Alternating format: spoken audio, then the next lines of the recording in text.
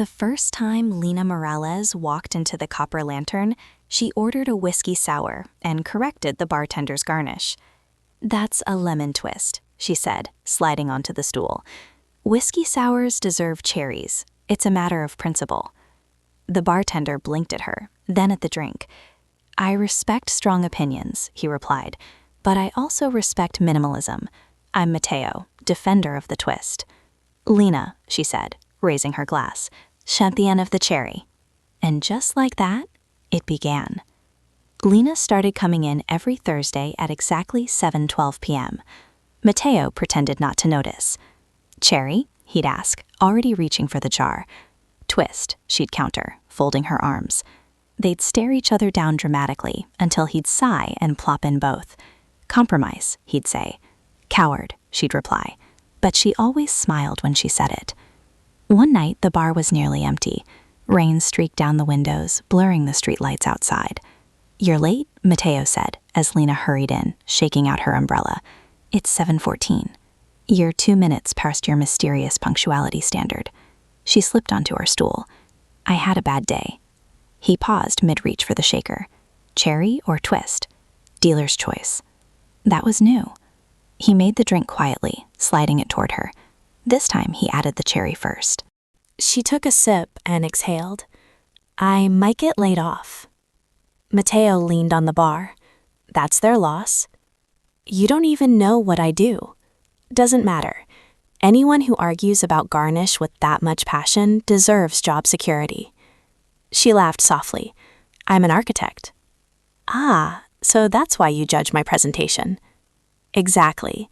Structural integrity, aesthetics, emotional balance." He nodded doubtfully. "I too am an artist, of spirits." She raised an eyebrow. "That was terrible." "I know." Silence settled between them, comfortable but charged. "Why do you always come here alone?" he asked gently. She traced the rim of her glass. "It's easier to talk to someone who isn't trying to impress me." He smirked. "I am absolutely trying to impress you." "Well, you're failing." "Ouch." She met his eyes then, and something shifted. "Good," she said quietly. "I don't want you to try." The following Thursday, Lena didn't show up. 7:12 came and went. Mateo wiped down the same spot on the counter 5 times. "Expecting someone?" his coworker asked. "No," he lied. At 8:03, the door swung open. Lena rushed in, breathless, hair windswept. "I got the job," she announced. Mateo froze. "You weren't laid off?" "No, they promoted me. I've been in meetings all week." He walked around the bar before he could overthink it. "You scared me." Her smile faltered slightly. "I didn't think it would matter." "It matters," he said closer now. "You matter." The air between them hummed. "So," she said softly, "dealer's choice." He shook his head. "No compromise tonight." He went back behind the bar and crafted something new, careful, deliberate. He set it in front of her. "What is it?" she asked. "It's called the Leap." "That's not a real cocktail." "It is now." She took a sip. "It's good." "Yeah?" "Yeah." "Good," he said, taking a breath, "because I made it to ask you something." Her heart thudded loud enough she was sure he could hear it. "I see you more than anyone else in my week," he said. "I look for you at 7:12. I miss you at 7:13. And I don't want to only see you from this side of the bar." She swallowed. "Mateo, I know you like this being easy. No pressure, no impressing. But I don't want easy if it means I don't get a chance." She stared at him, then burst into nervous laughter. "You're really bad at being casual." "I'm a bartender, not a poet." She slid off the stool and stepped closer. "You forgot something," she said. "What?" "The garnish." He glanced at the glass. No cherry, no twist. "Exactly," she whispered. And she kissed him. When she pulled back, he looked stunned. "So," he managed, "is that a yes?" "It's a yes," she said. "But if this goes badly, I'm blaming the twist." He grinned. "Thursday, 7:12, but I pick the place." "Deal." "And Lena?" "Yeah?" He reached into the jar, pulled out a cherry, and handed it to her. For balance. She popped it into her mouth, smiling as she laced her fingers through his. Compromise, she said. This time, neither of them called it cowardly. The kiss should have been the dramatic ending. It wasn't.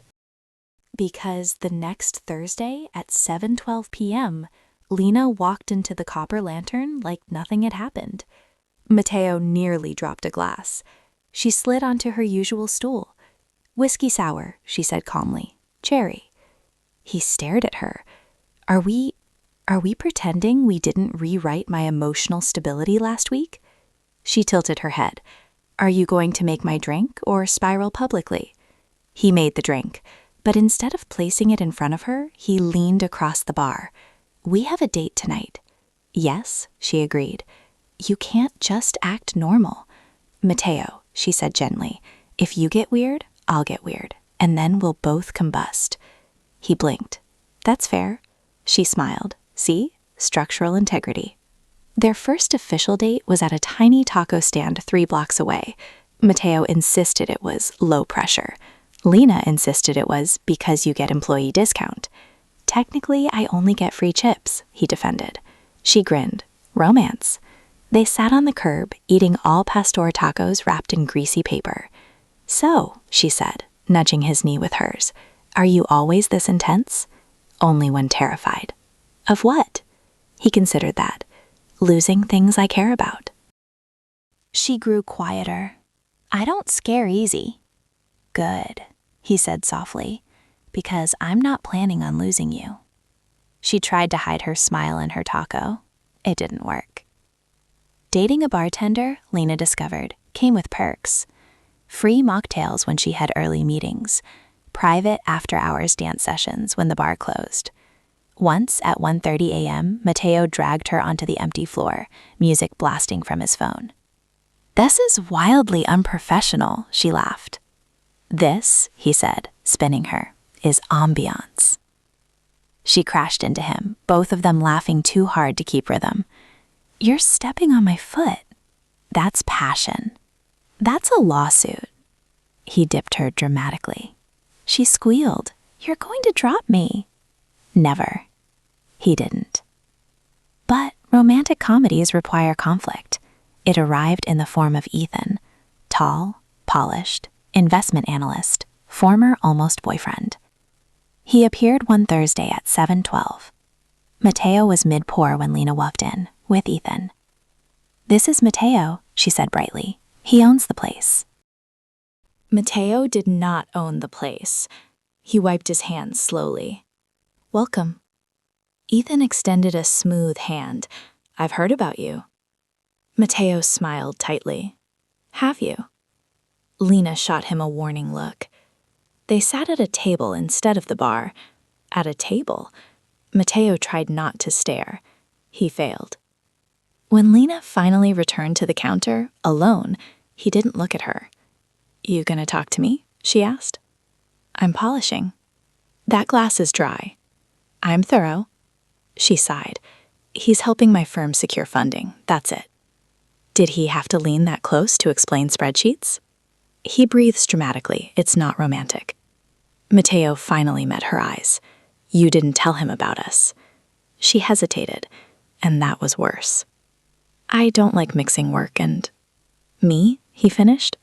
Feelings, she corrected softly. The word hung there.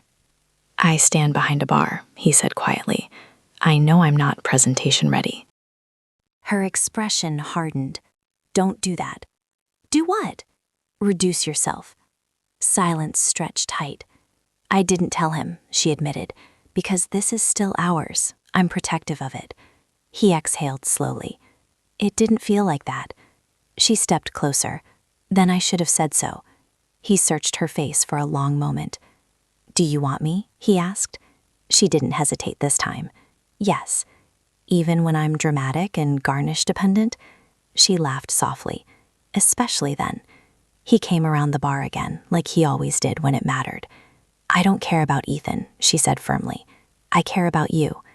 Good, Mateo replied, because I was about to challenge him to a cocktail duel. She burst out laughing. Please don't. I would have named it the insecurity. Very bitter. She kissed him before he could say anything else. This time, she didn't pull away quickly. And when she did, Ethan was watching from the table. Lena smiled sweetly at him and waved. Message delivered. Months passed. 7/12 was no longer just Thursday. It was Tuesday dinners, Sunday mornings, random Wednesday coffee breaks. One night after closing, Mateo placed a small folded blueprint on the bar. Lena frowned. Why do you have blueprints? Open it. She unfolded it slowly. It was a redesign of the copper lantern. Expanded space, better lighting, a small stage, and in the corner, handwritten, L and M. You want to renovate? She asked, stunned. I want to build something, he said. With you. Her eyes shimmered. You drew this? Please, I can't draw a stick figure. I hired someone. She smacked his arm. But the idea, he added quickly, that was mine. She studied the plans again. You left space here, she said softly, pointing. For what? He swallowed. Whatever comes next. Her throat tightened. Mateo. No pressure, he rushed. I don't want you to be the best part of my week. I want you to be my life. She walked around the bar one last time. You know, she said, voice unsteady but smiling. Architecturally speaking, he waited. This has strong foundation. Relief washed over his face. So that's a yes too. She pulled a cherry from the jar and set it carefully on the blueprint. For balance, she whispered.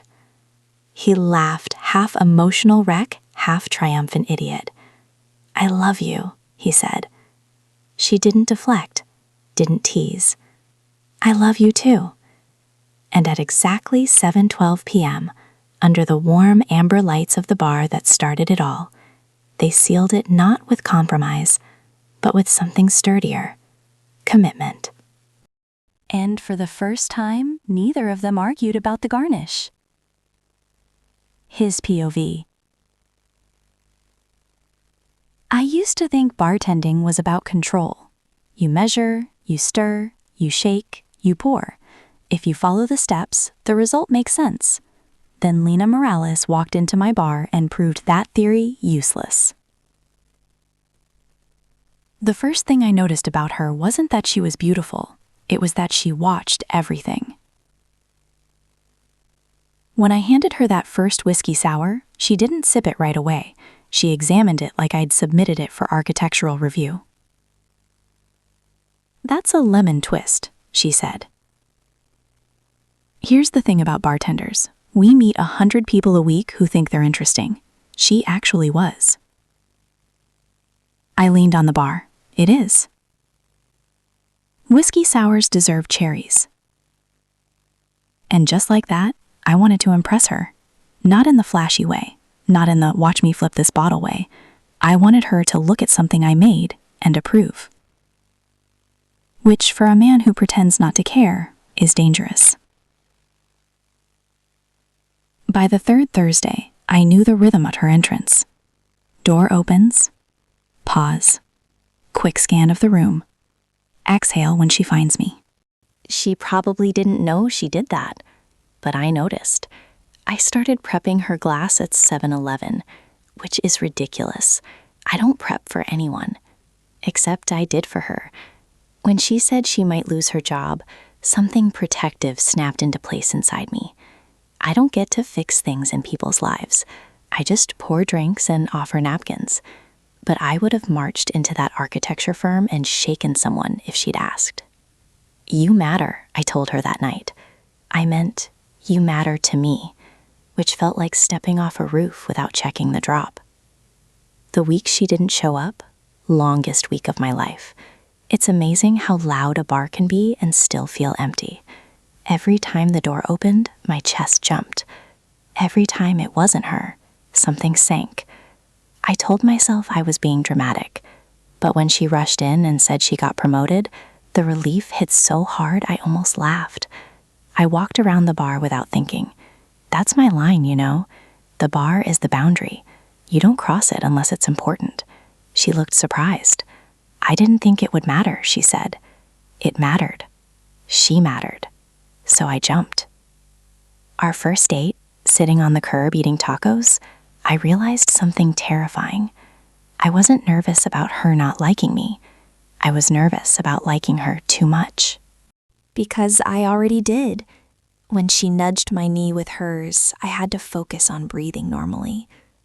"Are you always this intense?" she asked. "No, only when I care." And I cared so fast it felt reckless. Then Ethan showed up. Of course he did. Men like that always do. Tailored jacket, polished shoes, the kind of guy who looks like he belongs in glossy magazine ads. He shook my hand like we were competitors in a silent auction. "I've heard about you." I wanted to say, "Funny, I haven't heard anything about you." Instead, I smiled. When she sat at a table with him instead of the bar, it felt stupidly symbolic. Tables are neutral. The bar was ours. I polished the same glass for 5 minutes, because if I stopped moving, I might have said something petty. When she came back alone, I couldn't look at her. Not because I was angry, because I was scared. Scared I didn't measure up. Scared she'd wake up and realize she could date someone who didn't smell like citrus and late nights. "Do you want me?" I asked her. It came out quieter than I intended. When she said yes without hesitation, something unclenched in my chest that I didn't even know was tight. She chose me. Not by default. On purpose. That changes a man. The blueprint idea started as a stupid late-night thought. She builds things. What if I built something too? I don't draw, I don't design, but I know how a room should feel. I know how to make strangers relax. I wanted to make a space that felt like us. When I slid the plans across the bar, my hands were sweating, which is embarrassing because I've handled way scarier moments. Drunk fights, broken glass, health inspectors. But asking someone to imagine a future with you, that's real risk. "You left space here," she said. Yeah, I left space for whatever she wanted next. More bar? Less bar? A life outside it? I'd figure it out. For her, I would. When she put that cherry on the blueprint, I almost lost it. I've served thousands of cherries. That one meant everything. "I love you," I said. And I wasn't afraid when I said it. Because loving her didn't feel like falling anymore. It felt like standing on solid ground. These days, 7/12 isn't just a time. It's the moment my life shifted. Sometimes she still comes in and orders a whiskey sour like we're strangers. "Cherry," she'll say. And I'll reply, "Twist." But now when I place the glass down, I reach across the bar first. Because the bar isn't a boundary anymore. It's just where we started. And every night when we lock up and she slips her hand into mine, I think the same thing. I used to measure everything carefully, but with her, I'd always rather leap.